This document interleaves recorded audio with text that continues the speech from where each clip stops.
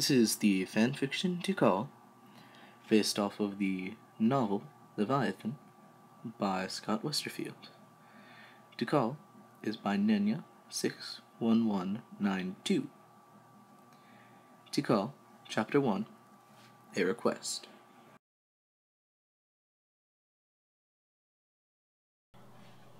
Darren, please just tell me what it is. Do you want to postpone the wedding for a bit? Because I'm more than willing to. No! Alec, I don't want a wedding at all, she had said, trying to mask the shakiness in her voice, but to no avail. Something wasn't right.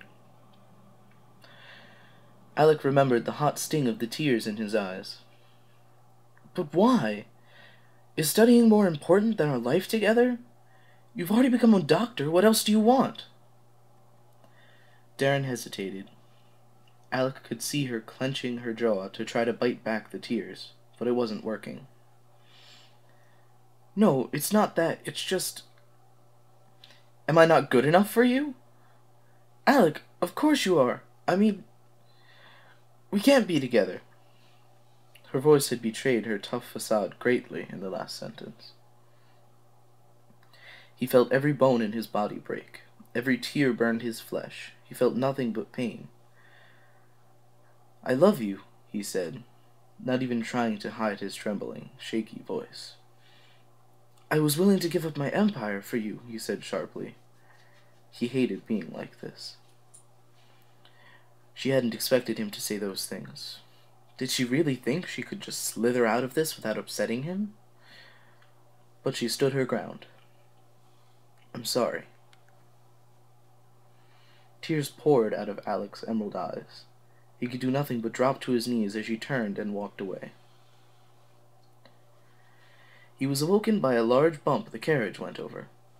"As Toot me lied," called a loud, apologetic voice from the front.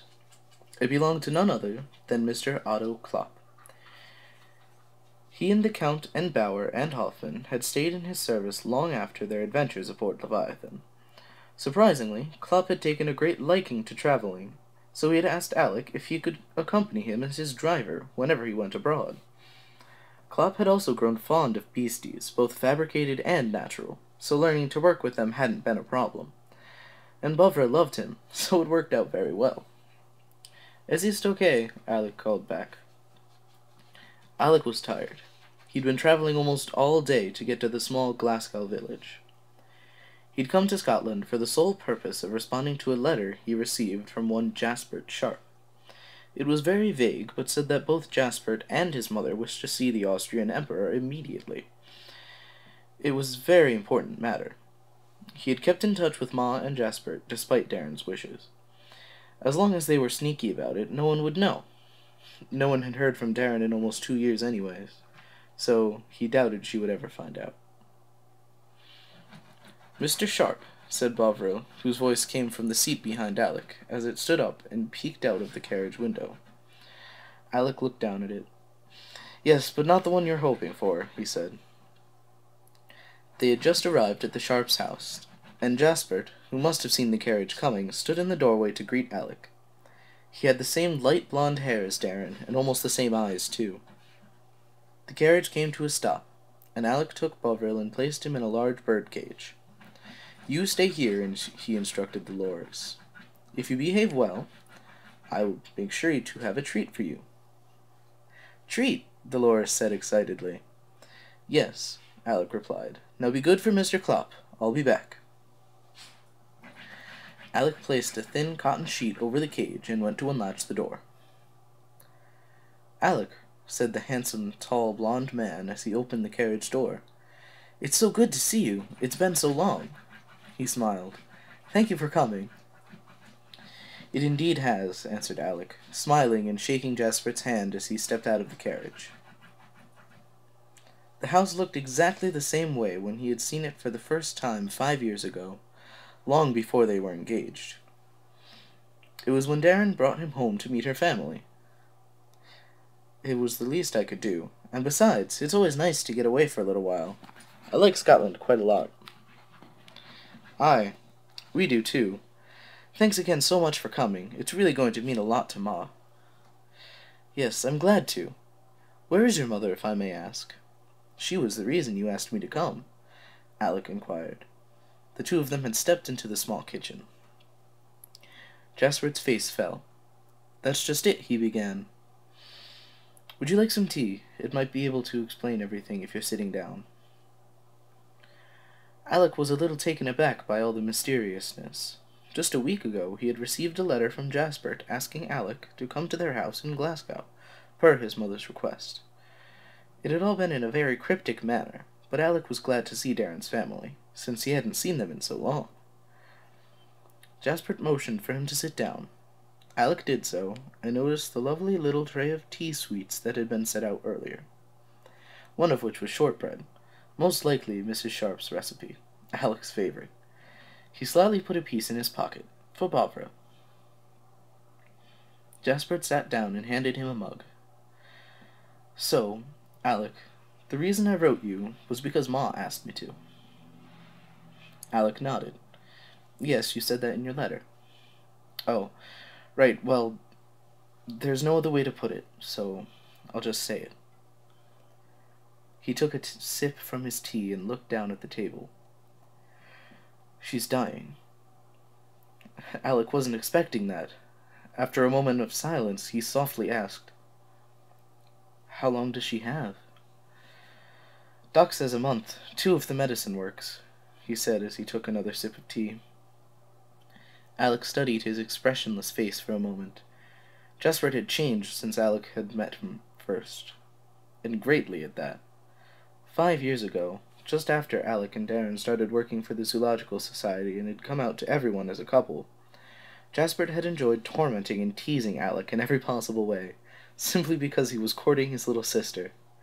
Alec had seen it as disapproval and had worried about it constantly. Darren always insisted it was the opposite.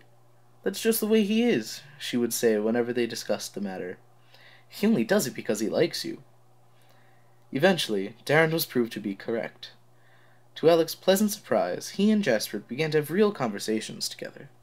Jasper even taught him to play a little on the guitar, and since Ma had become ill only 2 years ago, he had become the man of the house. A responsibility he didn't take lightly. It was strange now to see Jasper like that, responsible. Alec could only see how the stress had taken its toll on him. "I'm so sorry, Jasper. Is there anything I can do?" Alec asked. Since Ma had only one son, she had taken a great liking to Alec. She enjoyed all the proper customs Alec practiced, especially the compliments he gave her regarding her cooking.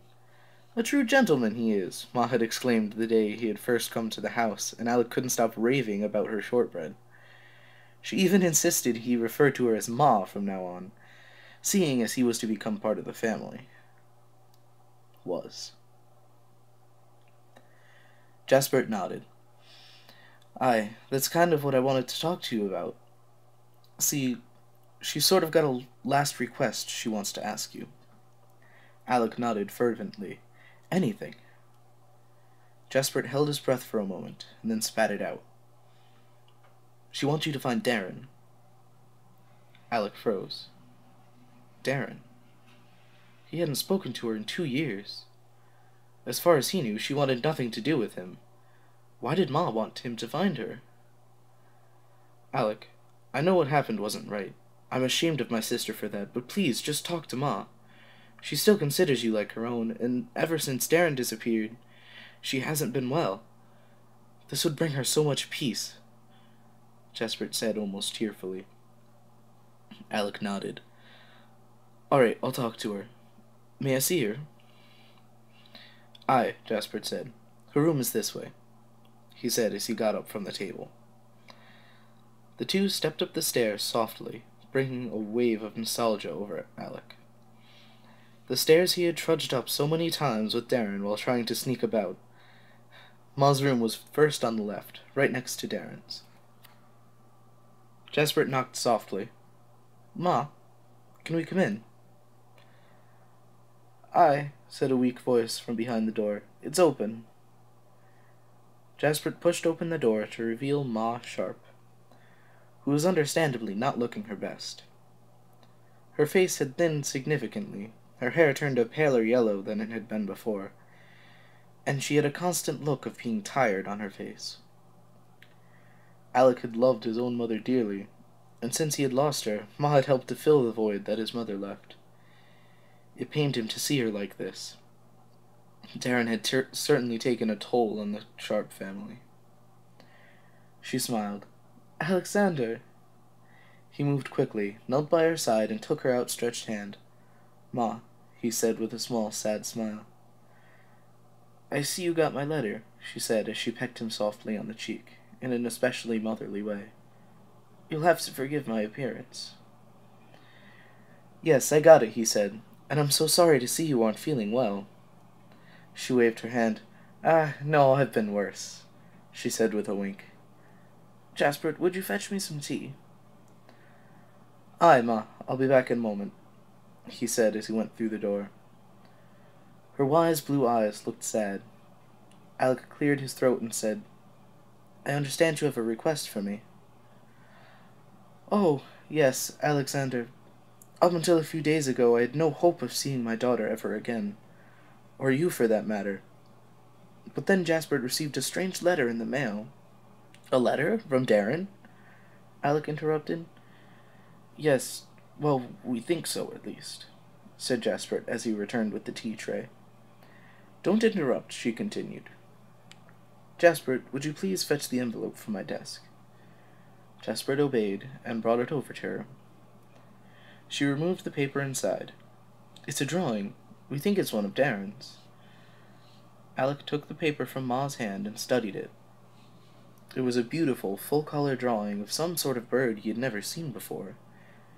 It was a great green bird with dark orange breast and long emerald and white plumes jutting out from its bottom. The bird was sitting on a branch in what looked like a thick forest or jungle. The faint pencil marks around it showed that it was probably an observation, that the artist was sitting close by when it was sketched. "As you can see," Ma continued as she turned and removed a folded piece of paper from her nightstand drawer, "there are several similarities between the two of these." She handed him the folded piece of paper, when he unfolded it, he saw the words, "To Ma, love, Darren," written across the top. "She made that for me right before she left for the service," Ma explained. It was a picture of a small barn owl perched on the windowsill of the Sharps' barn. Darren must have sketched this from her bedroom window, Alec thought to himself. "This looks like something she did all right," Alec noted as he continued to study the owl and then the green bird. They were both beautifully drawn. "Yes, Jasper and I both agree. However, if you look back at the picture of the green bird, you may notice something a bit strange." She handed the picture to him. In the plumes there appeared to be words. "Tell me what you see." Alec held the picture close and then at arm's length from his eyes. The more he looked, the more he could see that there was definitely something there.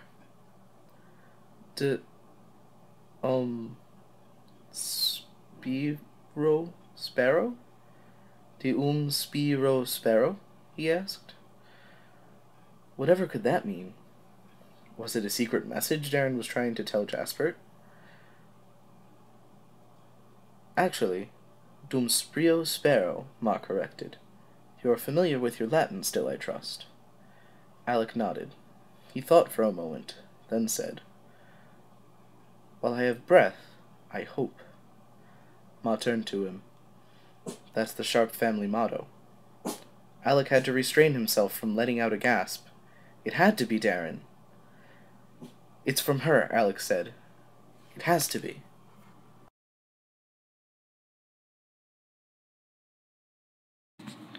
Thank you for watching my video. Like this video if you liked it, and comment if you have something to say. Thanks.